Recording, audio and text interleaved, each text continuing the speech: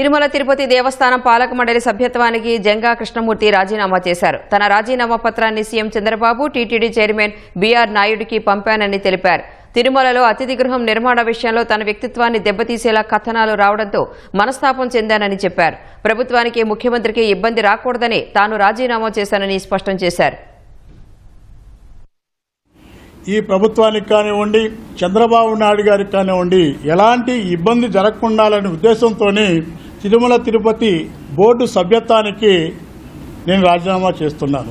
ముఖ్యమంత్రి గారిని లేఖ ద్వారా విన్నవించాను. నా పరిస్థితి ఎట్లుందని చెప్పినప్పుడు ముఖ్యమంత్రి గారు బోర్డుకు పంపించారు.